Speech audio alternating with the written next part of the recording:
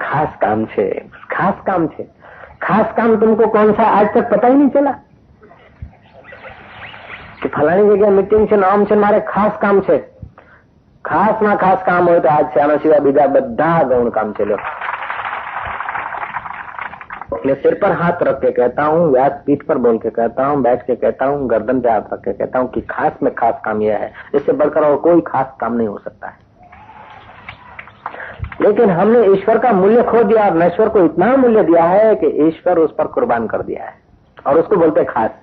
जगत का कोई भी काम यदि तुम्हें खास लगता है तो समझना कि बेवकूफी मौजूद है, मूर्खता मौजूद है। जगत का कोई भी, समझो माँ मर गई है, पिता की ठाठड़ी तैयार हो रही है, वो भी खास काम नहीं है जितना तुमको आत्मा को जानने का खास काम है। मानशो? तुम्हें मानशो?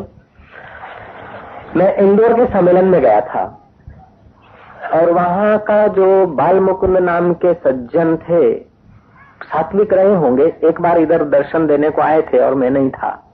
वहां तो उनको भगवान जैसा पूजते हैं, लेकिन उन्होंने भी कोई संत की खोज करते करते यहाँ की खबर पाई थी और यहाँ आए थे और मैं बाहरगाम था, चंदीराम से मिलके गए। इंदौर के गीता भवन के, अपना आश्रम कुछ नहीं है, गीता भवन का बड़ा लंबा चौड़ा मैनेजमेंट, बढ़िया, 10-20 लाख की तो अस्पताल बना दिए उन्होंने और आश्रम भी 50-25 लाख का होगा। तो मैं वहां गया, उस हेतु गया कि उसके जो फाउंडर थे बाल मुकुंद जी, बाबा बाल मुकुंद, उनको सत्संग का और संत का कुछ समझने की उत्कंठा थी और कुछ कदर थी सत्संग की। ऐसे तो मेरे शरीर की अवस्था, गाड़ी की अवस्था ऐसी थी। और मैं आपको कहूं कि तुम जब ईश्वर में होते ना तो प्रकृति क्या क्या अनुकूलता करती, तुमको एक दृष्टांत बता दूं, सच्चा घटित घटना बता दूं ना? देर तो नहीं होती ना।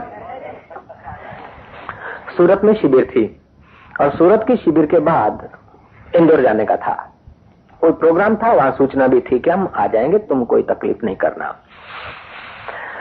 गाड़ी में शिवलाल था, शंकर था और चलाने वाला भी कोई था, ऐसे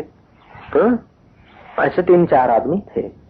गाड़ी बड़ोड़ा आते आते हिरणी से जब मूर्ति है गोधरा को, तो कई बार एक वृत्ति कहती है कि चलो, और फिर शिवलाल से पूछता हूँ जरूर है कि बापू तुम्हारी आ गया, शंकर तो तुम्हारी आ गया, ड्राइवर तू बोल के तुम्हारी आ गया, और इधर कोई नील अहमदाबाद चाहिए तो केवल उनको टाइम दिया, अब क्या करें। करते करते करते करते चौराहे पे गाड़ी आई, अब क्या करें, इधर मोड़े कि इधर मोड़े, फिर एक जगह मोड़ दी इंदौर के चौराहे के रास्ते, केले वाले की गाड़ी के पास। केला वाले को बुलाया, भाई अब इधर हमारे को अहमदाबाद है और इधर है इंदौर, दोनों जगह जा सकते हैं, अब कौन सी जगह जाए तू बता दे। घटित घटना है ये। उसने कहा, वो भी था, अलबेला था, ये तो इधर मुड़ गए तो जाने दो बाबा इधर। मैं क्या इधर जाऊंगा तो 6 घंटे लगते, 7 घंटे, और थोड़ा थकान भी, और अभी 4 बज के पहुंचूंगा तो रात के बस 12-1 बज जाएगा, और यहाँ पहुंचूंगा आश्रम में तो 7-8 बजे पहुंच जाऊंगा। तो बोले फिर इधर जाने दो। मैं क्या तो दोनों बाजू बोलता है, तो ठीक नहीं है। मैं ठीक बोल दे कि बस बाबा फिर तो इधर जाने दो, वैसे इधर भी जाओ तो ठीक। मैं नहीं, अब ऐसा कर, तू दसिया लाया, मैं क्या तो बाग कांटा करो।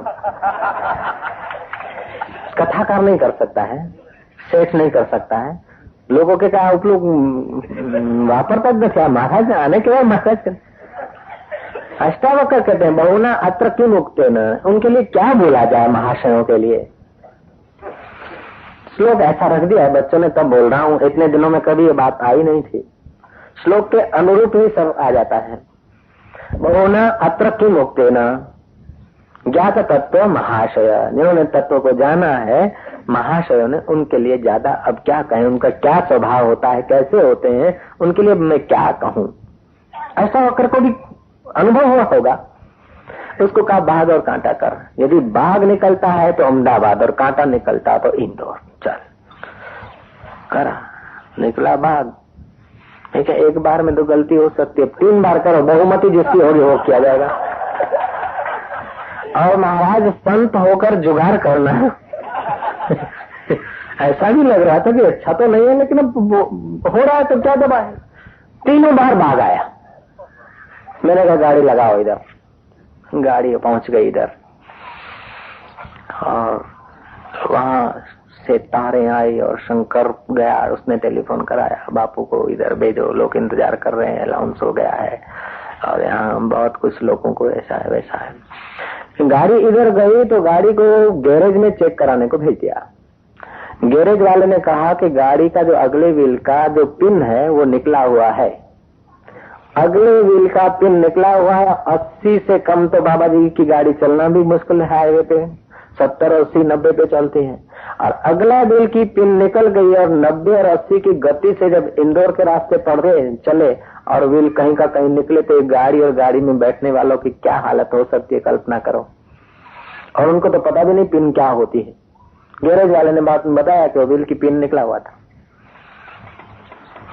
पिन बिन फिट हुई और फिर दूसरे दिन गाड़ी यहां से लेके, हालांकि जाने के यहाँ पहुंचने के बाद जाने का कोई विचार ही नहीं था, फिर भी गए। क्यों गए कि बाल मुकुंद बाबा का स्वभाव थोड़ा सुना हुआ था कि इधर आ गए हैं और उनको सत्संग या संत क्या होते हैं, संत का सानिध्य कितना मूल्यवान होता है, वे वो फाउंडर जानते थे। उनके आश्रम में जाने के लिए मैं यहाँ से रवाना हुआ। और दूसरी कोई प्रशंसा नहीं कि मैंने केवल बाल मुकुंद के विषय में इतना बताया कि बाल मुकुंद जी बाबा ये कहते थे कि मेरा शब पड़ा रह जाए अथवा मैं मरने को हो जाऊं और सत्संग चालू हो तो मेरी ठाठड़ी पड़ी रह जाए, मेरा शब ऐसे का ऐसा पड़ा रह जाए और सत्संग चालू होना चाहिए। तो मेरे पीछे और सब करोगे तो मैं राजी नहीं होऊंगा, मेरा कुछ भी न करोगे लेकिन सत्संग करते और करवाते रहोगे न तो मेरे आत्मा को संतोष होगा, मैं राजी रहूंगा। वो जानते थे कि मुख्य काम क्या है, खास काम क्या है, और हम लोग ऐसा नहीं जानते।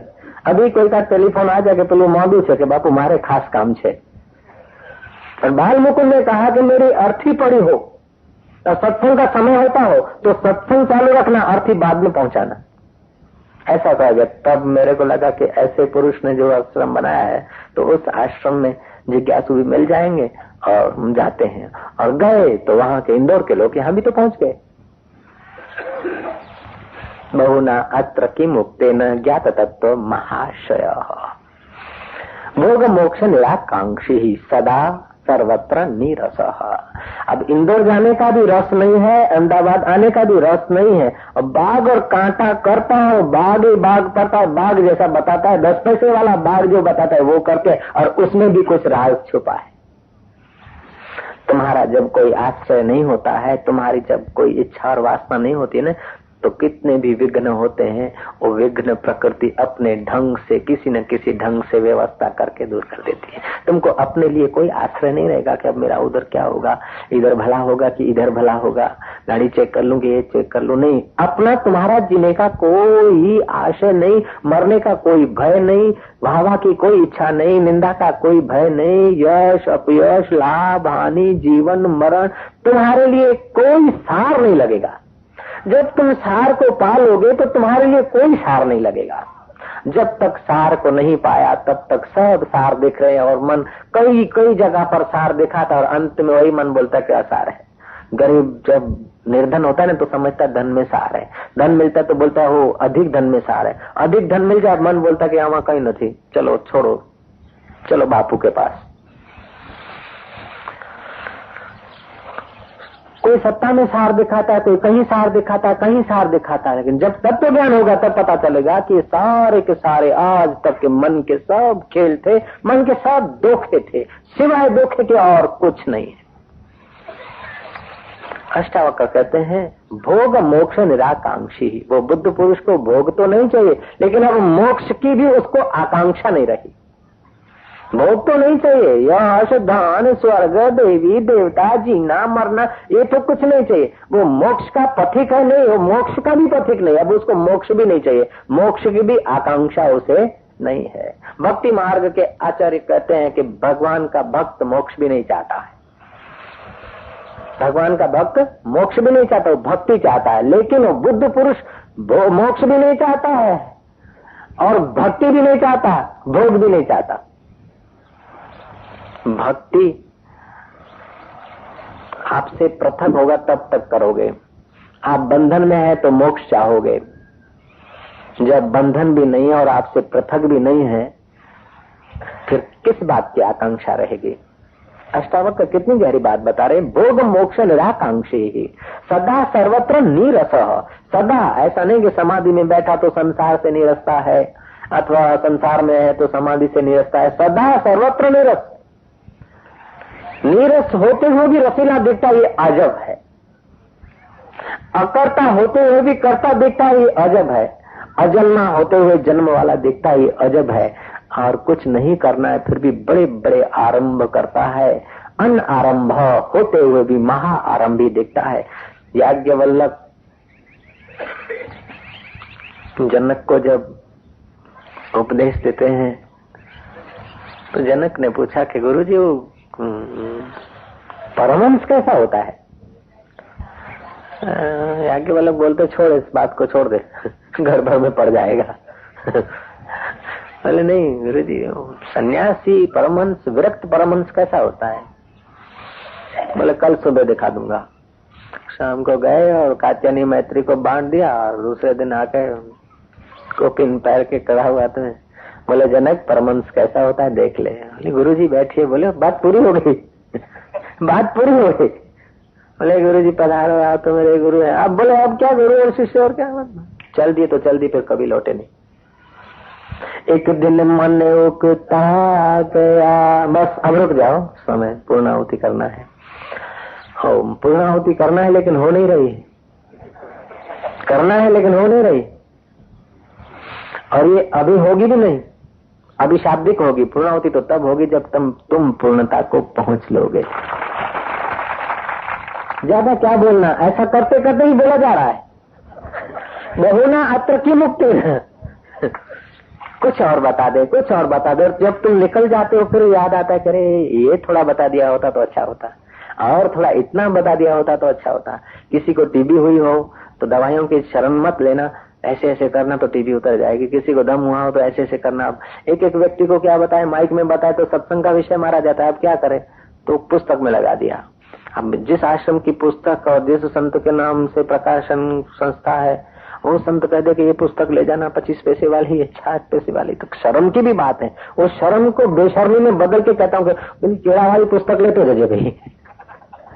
किम बहुनाथ बहुनाथ तो किम मुक्त होना, और क्या कहना है बताओ। अच्छा वो तुम्हारा चूरन ले जाना, चूरन। अरे भाई हम चूरन का प्रचार करना है तो मैं जानता हूँ रेडियो वाले को जरा 100-200 दे दो तो लाखों रुपए तुम महीने में कमा सकते हो, ये मुझे अकल है। चूरन से लाख रुपए महीने कमाना है, तुम कमा सकते हैं, समिति कमा सकते है। भाव जो लोग बनाते हैं जैसे फार्मेसी वाले, ऐसी विधि कर लें तो लाख रुपए महीने में तो यूं कमा सकते हैं इस चूरन से। ऐसा चूरन में है। फिर भी व्यक्ति को कहता है अच्छा पहली बार आए, ठीक है, कहाँ रहते हैं, कैसा करते हैं, सफरचंद दिया अब गिना जाए तो 2 रुपए की तो प्रसादी हो जाएगी। उसको बोलता हूँ वो 1 रुपए वाली चूरन की पुड़ी ले जाना। किम बहुना अत्र उक्तेन, क्योंकि आत्मीयता कोई ऐसा ही है। और आशा रामायण गाते हैं, मलुक चंद बैठे हैं और उनको एक बार निखालसता से उन्होंने बोला कि हमको तो लगता है बापू आपने डांट दिया तो भी हम इस द्वार पे आते रहते हैं, वैसे तो जैनी है। और मैंने एक बार पूछा कि ध्यान में बैठूं कि नहीं, तो आपने कहा नहीं, और बड़ा डांट दिया। तो मेरे को लगा कि ये संत कैसा है, हमको पहचानता भी नहीं है, ऐसा भी लगा।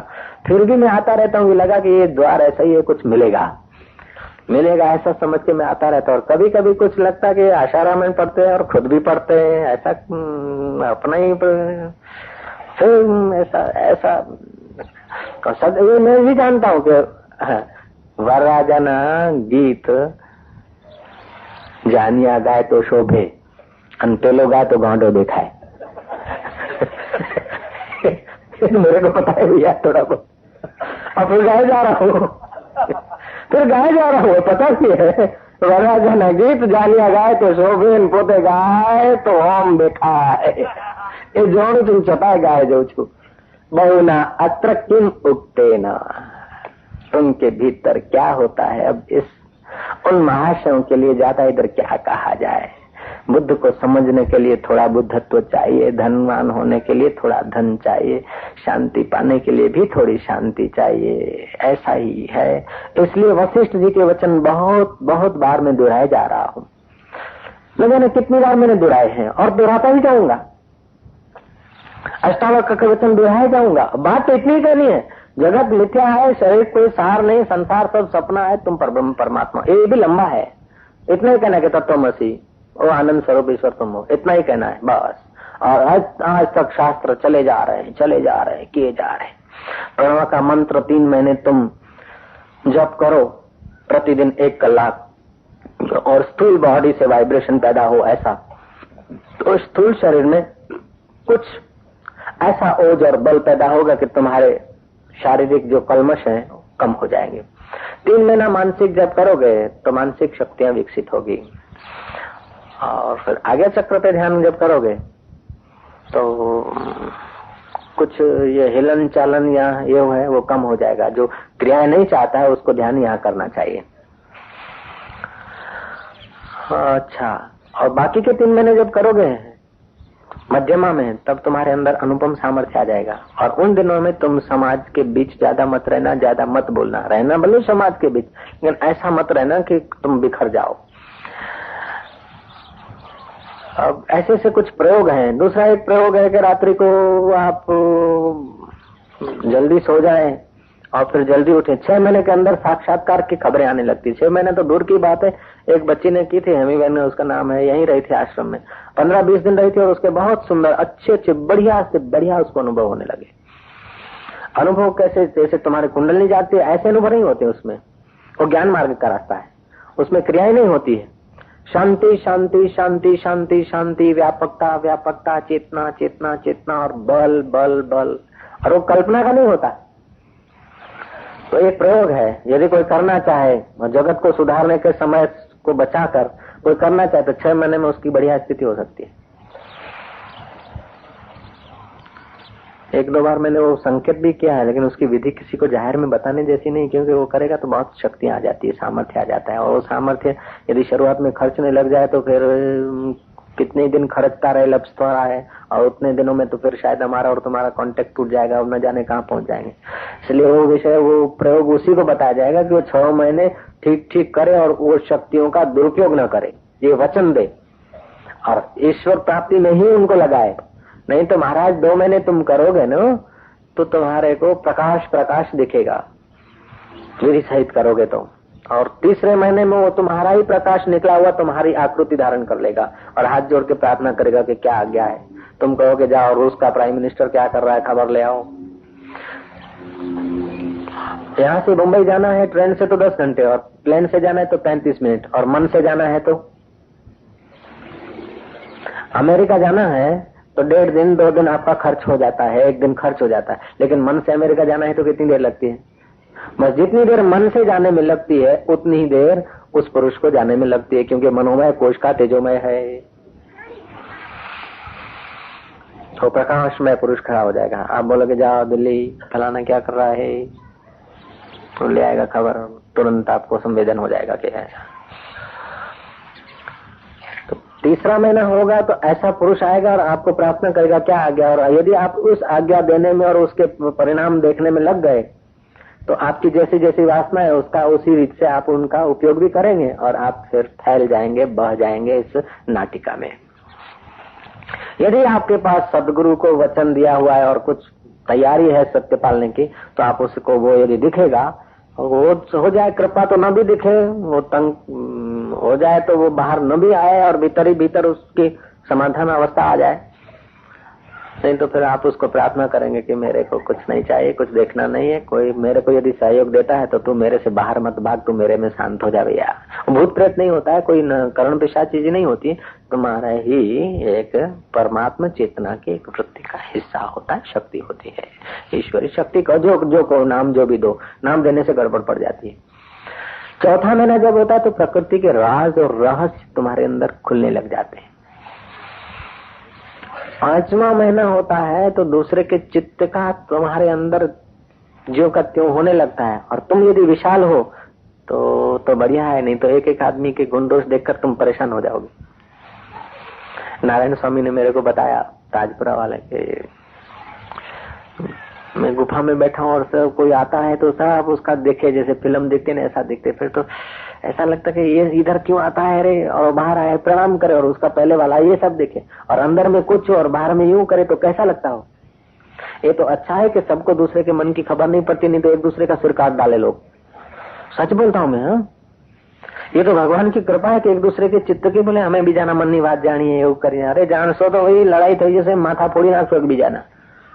तो ज्ञान हो जाता है, विशालता आ जाती है तो चल जाता है सब, चलो अपना है अपना है। आपका शरीर कोई भी दांत के बीच जीव आ जाती है ना तो फिर क्या करते हो, खा लेते हो ना, गुड़ खा लेते हो। ऐसे ही कोई का कैसे भी आते तो आपको फिर खुशी का गुड़ ही खार जाना पड़ता है, वो स्वभाव हो जाता है। नहीं तो एक एक आदमी का कोई तो ऐसा है, यहाँ तो सती सावधी तो कोई नहीं होता, कुछ न कुछ है कमी, तभी तो जीव होकर आए हैं। और जीव होकर आए तो जीव शू करे, जीव शू કરી શકે, એનાથી સુખ લેવા માટે બનતું બધું કર્યું એને। લો જયરામજી ટૂંકામાં મોગમમાં કહ્યું આમ ઢાંકીને बहुना अत्र की मुक्तेना श्लोक चल रहा है, क्या किया जाए।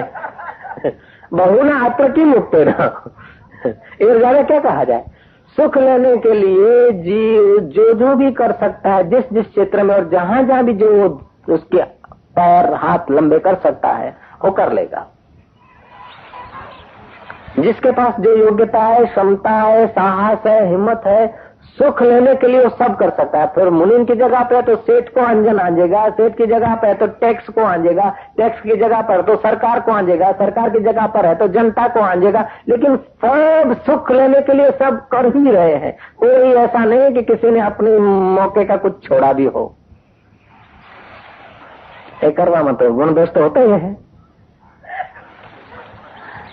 कोई भी आदमी का आपको कुछ दिखने लग जाए तो उसके गुण भी दिखेंगे और दोष भी देखेंगे, और गुण तो होते चपटी और दोष होते। तो नारायण स्वामी को कई महीने बड़ी परेशानी हुई, और वो अच्छे सज्जन संत है, हृदय खोल के बोले थे, और वे अपने अनुभव किसी पर जाके आगे बोलते भी नहीं। तो हमारे जैसे नादान लोग माइक पर ले बैठते नहीं तो ये बोले नहीं जाते। जयराम जी की इसीलिए हमारे जैसों को खतरा भी मोल लेना पड़ रहा है। हालांकि मेरी चित्त से, अपने चित्त से किसी के साथ दुश्मनी नहीं, लेकिन मैं कभी कभी ऐसा सत्य नग्न सत्य बोलता हूँ ना तो लोग मेरे को दुश्मन बना लेते हैं। मैं तो उन्हें दुश्मन आज तक नहीं बना पाया, इसलिए वो सफल भी नहीं हो पाते कोई। जयराम जी की तुम जब तक किसी को दुश्मन नहीं बनाते ना तब तक दुश्मन सफल भी नहीं हो सकता, ये भी याद रखना। तो भले तुम्हें दुश्मन बना ले, तुम किसी को भीतर से दुश्मन मत बनाना।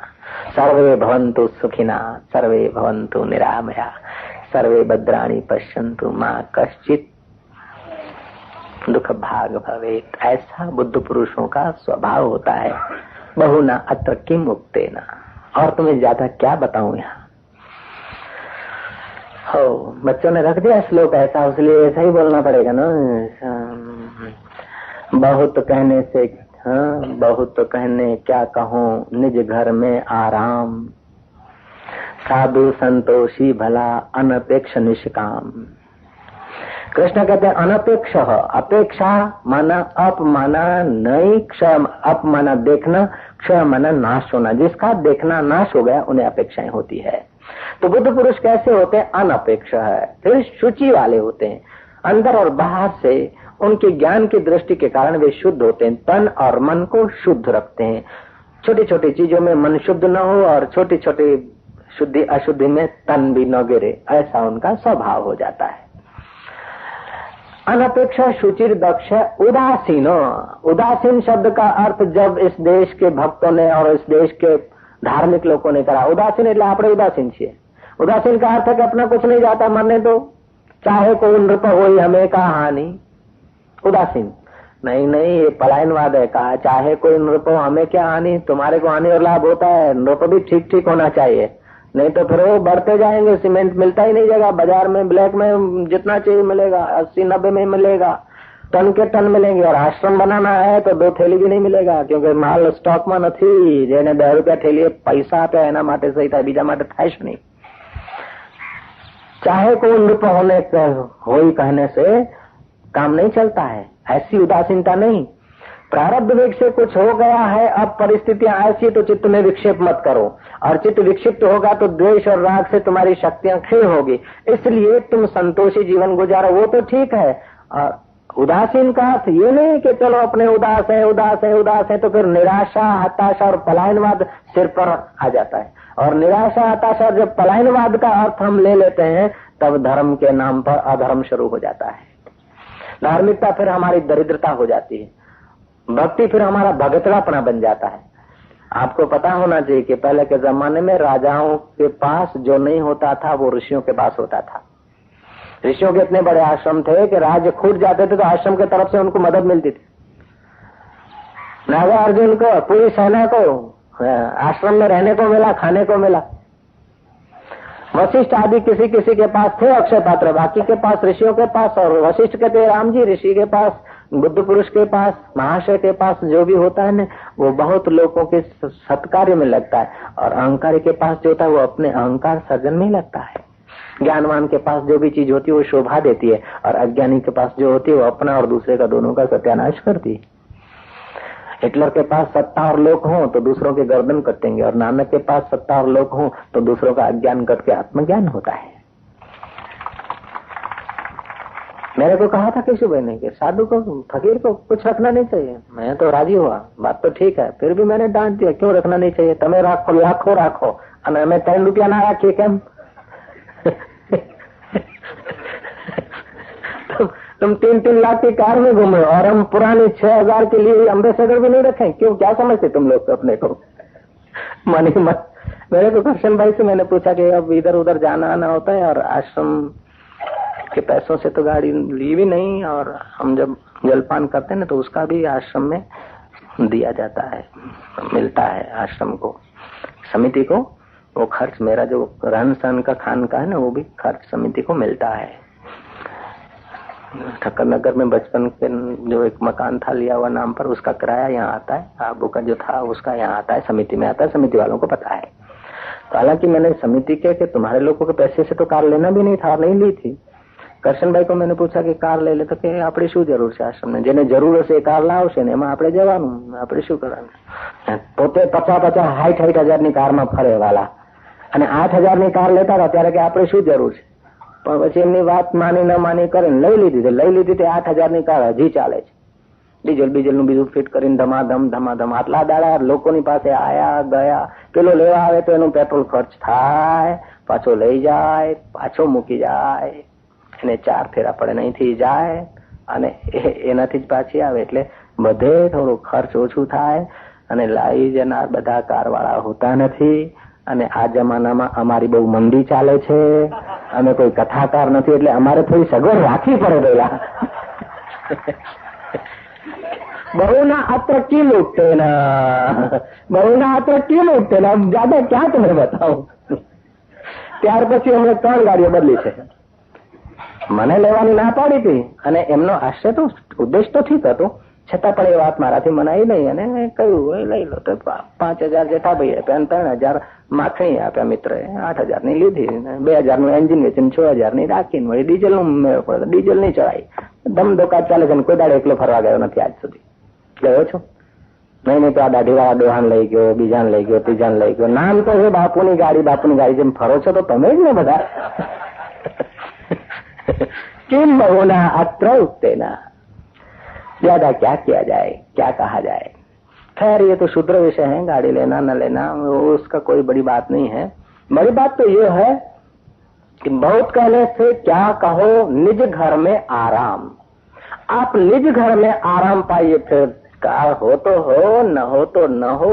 और मैंने ऐसा भी सोचा कि दुष्काल में यदि कहीं सत्प्रवृत्ति होती हो तो ये कार दाव पे लगा के अनाज बनाज बांध दें समिति। ऐसा भी कह दिया 1-2 बार, कृष्ण भाई को भी परसों कहा था।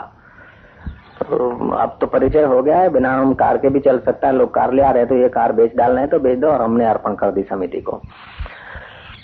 ये कोई विषय, बड़ा विषय नहीं है कार आना जाना, पैसे आना जाना या रखना न रखना। बड़ा विषय तो ये है कि तुम्हारी चित्त की वृत्ति, तुम्हारी स्थिति जगत को सच्चा मानने में तो नहीं हो रही है।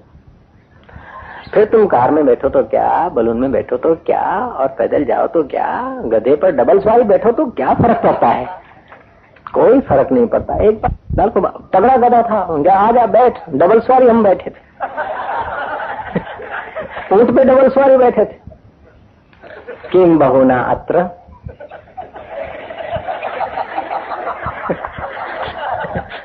और क्या तुम्हें बता, जो श्लोक ऐसा रख दिया ने बच्चों ने, किम बहुनात्र।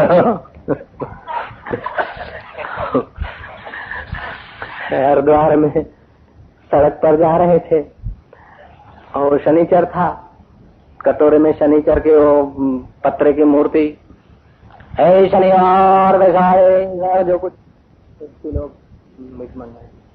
तो मैं गया, दसिया डाला। हमें क्या महाराज, अब हमारा क्या होगा, हमारा पैर में देखो कोई चक्कर है क्या? बोले ऐसे हाथ नहीं होते, देखा है दाढ़ी वाला, इसके पास क्या होगा? बोले 5 आने होंगे। मैं क्या 5 आने नहीं महाराज, जो आने में कर दो। नहीं बोले नहीं पूरा देखना है तो 5 आना। मैं चवन्नी हाथ रखी, मुझे 1 आना जरा जाने दो। तो उसने हाथ पाथ देख के सब बताया और शिवलाल मुंह दबा दबा के हंस रहा है, ये मौनाथ। अब इधर क्या बहुत बोले तुम्हें। उन लोगों को, महाशयों को कौन सी तराजू में कब रखे तुम, कोई पता नहीं। लीलाशाह बापू मुंबई में टहलने गए, टहलते टहलते वो, अब ज्ञानी को तो ज्ञानी है, सर्वत्र ब्रह्म है, तो उसके लिए भीड़ भरा था और एकांत सब बैठी हो। एकांत में भी हो जाते हैं कभी, भीड़ में भी सैर करने को लेकर पड़े।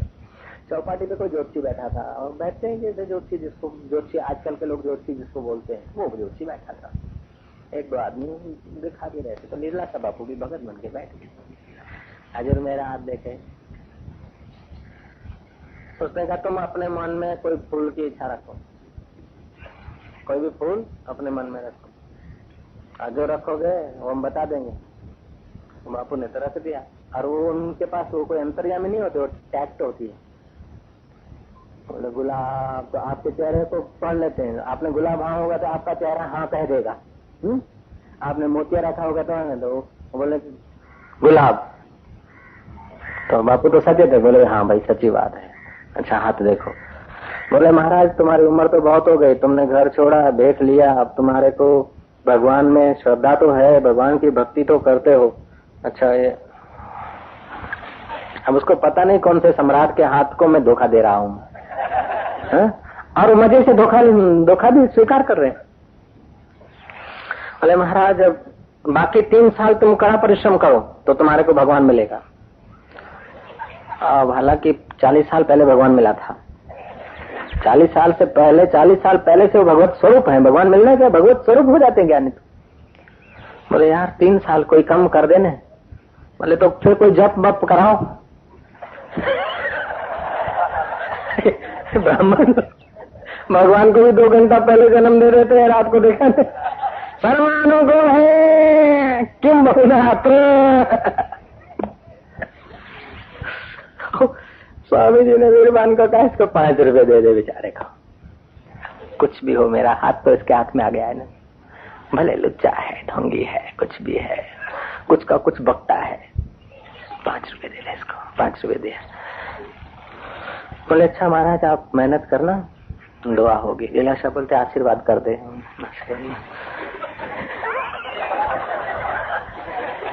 बहुनाथ की मुक्ति रह, और क्या बोलो उनके लिए, फकीरों के लिए, बाबा महाशयों के लिए क्या बोला जाए।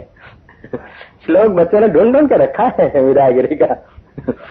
फिर उठने को है, सोचते हैं कि अरे 5 रुपए भी दिए, सिर पर हाथ भी रखवाया, तो सिर को और हाथ को दोनों को स्पर्श किया, फिर भी ये बेचारा अनजान रह जाए, ठीक नहीं है।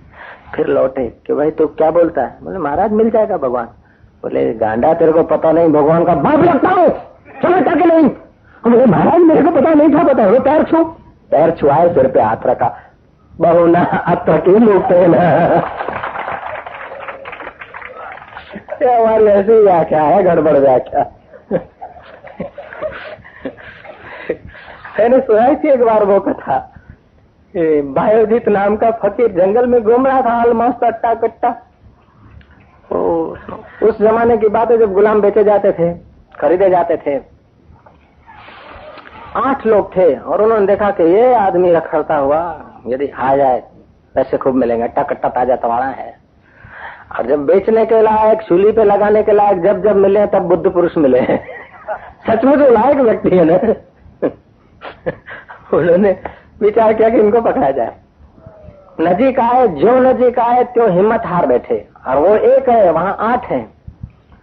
तो फकीर ने कहा कि भाई महाराज ने कहा क्या बात है, डरते क्यों? जब हम निर्भय है तो तुम डरते क्यों?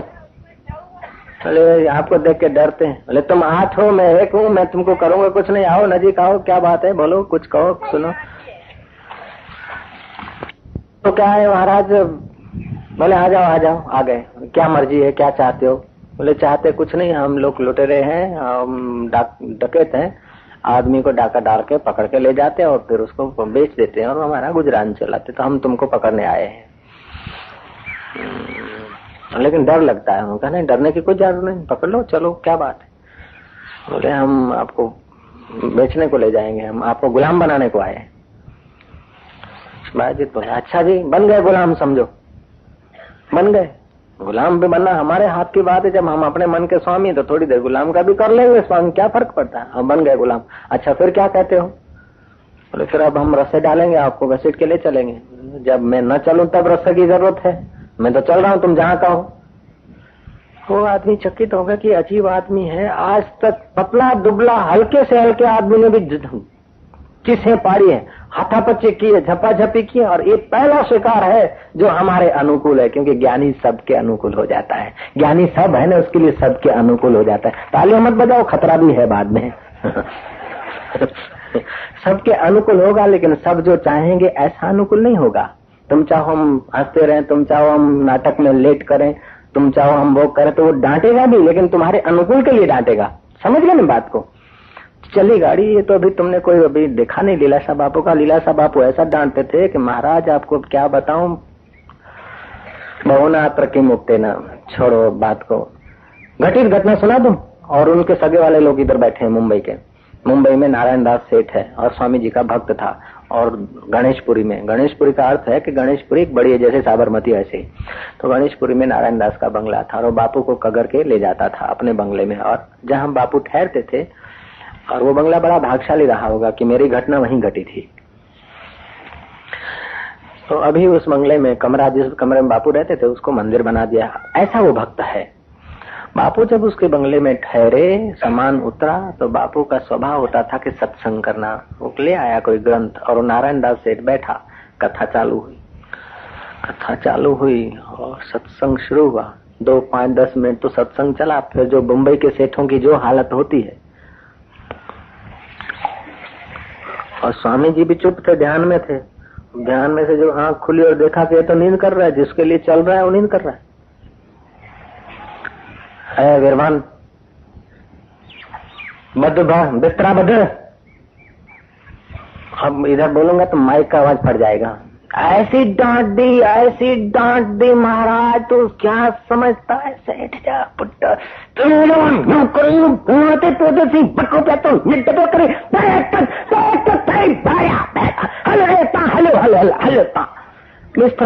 ऐसा डांटा सेठ तो माफी लेने क्या रहे। सेठ की पैंट आगे और पीछे दोनों तरफ से खराब हो गए, तुरंत लेटरिन बाथरूम गए। बहुना अत्र किम उक्तेन, इधर और जाता तुम्हें क्या कहे। इतनी डांट, निपट के आया, पेंट बदल के फिर आया। अभी जिंदा है, उसके बच्चे भी है और अच्छी पार्टी भी है वो व्यक्ति। ओम ओम, वो भी हिम्मत वाला होगा, तब तो गणेशपुरी में 10-20 लाख का बंगला बना के रखा होगा। लेकिन ऐसी डांट दी। इतनी डांट के बाद भी चित्त में देखो तो पूरी करुणा, उदारता है। दुर्जन की करुणा बुरी, भलो साईं को त्रास, सूरज जब गर्मी करे तब बरसन की आस। वो साईं तो चले गए, लेकिन वो सेठ ने डांट पचा ली। तो इस कथा में भी सेठ का नाम आ रहा है। कितना भाग्यशाली रहा होगा। उसको तो पता ही नहीं कि मेरी प्रशंसा हो रही है, उसको तो पता नहीं। डांट सह ली तब उसकी इतनी हो रही है। ऐसे पुरुषों के लिए क्या कहा जाए। मायोजीत जब जा रहे हैं, वो 8 आदमी सोचते कि ये पहला आदमी कि हमको जपाजपी नहीं करनी पड़ती, कोई परेशान नहीं। तो आगे हो जा रहे, पीछे ये जा रहे, कॉर्डन कर बाजार में लाए गए और चलाए गए मंच पर। लोग इकट्ठे हुए, गुलाम खरीदने वाले। लगा आवाज। लोग बको जी को देखते ठगे रह गए, बायोजीत को देखते ठगे रह गए। आवाज लगा। वो डाकू कह रहे हैं, कोई आवाज नहीं लगाता। सबको अच्छे तो लग रहे हैं, लेकिन हिम्मत नहीं है खरीद करने की। ज्ञानी को खरीद करने की भी तो हिम्मत चाहिए ना। देखते देखते देखते चुप। फिर आखिर में भाईजी ने कहा कि है कोई गुलाम शहंशाह को खरीदने वाला, है कोई गुलाम मालिक को खरीदने वाला। तब वो 8 आदमियों ने कहा कि बात क्या है, आपको तुम गुलाम करके ले आए हैं, ऐसा क्यों बोलते हो, हमारा धंधा तोड़ोगे। लोगों ने कहा ये क्या बोलते हैं देखो। तब वो फकीर बोलते हैं कि हाँ मैं सही कहता हूँ, है कोई गुलाम स्वामी को खरीदने वाला। आवाज लगाओ, कोई गुलाम है स्वामी को खरीदने वाला। कोई खरीदने वाला नहीं मिला, 2 पैसे देने वाला नहीं मिला उनके बदले में। ज्ञानी 2 पैसे में भी नहीं बिक सकता क्योंकि वो अमूल्य है। बहुना अत्र किमुक्तेन, इधर ज्यादा क्या कहा जाए। लोगों ने जब पूछा कि क्या बात है, मैं जितने का क्या बात है, पूछो इनसे गुलाम कौन है, ये गुलाम है कि मैं गुलाम, मैं स्वामी हूँ, स्वामी आगे आ गया, गुलाम पीछे पीछे आए। और ये मेरे से डर रहे, मैं थोड़े इनसे डरा हूँ। गुलाम कौन है, स्वामी डरता है कि गुलाम डरता है। गुलाम डर रहे हैं, स्वामी निर्भय है, और स्वामी ऊपर होता है, सेवक नीचे होते है। सेवक है कोई सेवक खरीदने वाला स्वामी को। महाराज उन्होंने माफी ली, और अब जो अपने आप से बंधा नहीं उसको और कौन बांध सकता है। जो अपने आप का स्वामी है उसको दास बना भी कौन सकता है। ज्यादा कहने से क्या लाभ, इतना ही समझ जाओ। अब पूर्णाहुति हो रही है। ये सब कथाओं के पीछे आशय यह है कि तुम उस बुद्धत्व को उपलब्ध होने के लिए ही मनुष्य जन्म पाकर आए हो, ऐसा दृढ़ समझना है। मजूरी करने के लिए इस संसार में